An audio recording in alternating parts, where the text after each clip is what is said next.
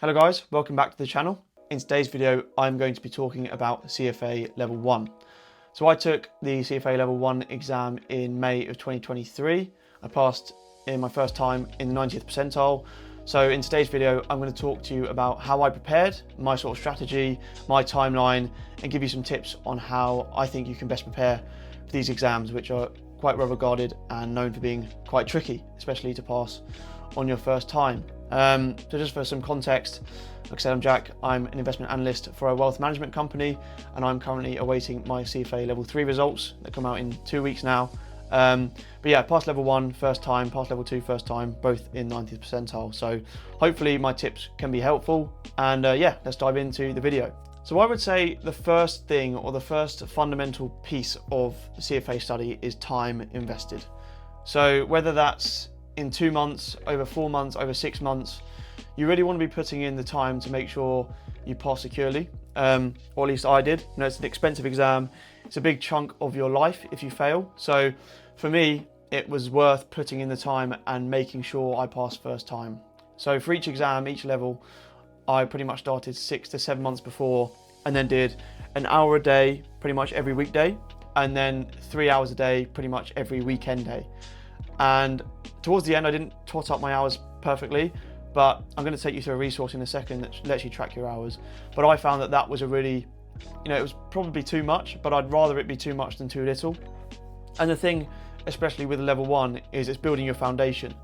So if you really put in the hours in level 1 and smash the exam, then you've got a great setup for level 2 and then level 3, because a lot of the concepts build on each other. So in a sense, even if you did sort of scrape level 1, it makes level 2 and level 3 more tricky. So yeah, the big one for me, and what I'd recommend to anyone, is always just put in the time, make sure you're as prepared as you can be effectively. And in terms of that resource and tracking your hours, a website called 300 Hours has a really good spreadsheet that you can use for every level. They've got one for every level. It's free. You can track exactly what you did on different days, your hours. It also has the different topic areas, the different chapters, and you can give each one a ranking 1 through 5 in terms of confidence levels. And I found that I would mark that out the first time I did that, and then in my periodic reviews, I would go back through and compare how I was basically developing my knowledge throughout each different chapter. So that's the first resource I'd highlight, and it ties into that time aspect. The second thing I'd highlight, and the second sort of resource I would put an emphasis on, is a good prep provider. Now, I know people that have just used the CFA material, and people find that fine, people find that to be useful. But I myself, in both level 1 and level 2, despite passing in the 90th percentile, didn't read a single CFA page or do any of the CFA online stuff, apart from the mock exams, which I'll come on to later. I used Mark Meldrum as a prep provider. I think if you learn from videos, he's really good. I have heard that his level 1 and level 2 stuff, because he's now using different instructors, it's not just him anymore.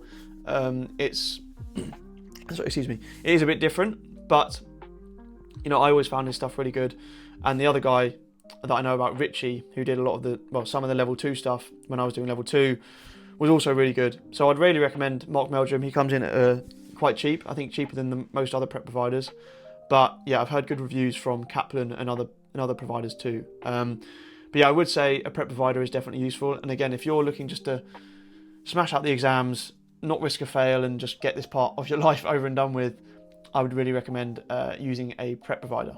Now, coming on to my exact sort of strategy and my timing of when I studied what and when I did different chapters and different mock exams, I used Mark Meldrum's, this is not a Mark Meldrum paid video, by the way, but I just think he's really good.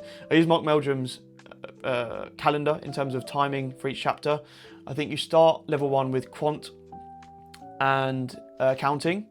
Definitely start with quant, because then that carries through to the rest of the modules, and then finish with ethics. And then the remainder you can sort of do whenever you like. I did chapters 1 at a time. I know people that do them interspersed, but I do them 1 at a time. And effectively what I would do is do the chapter.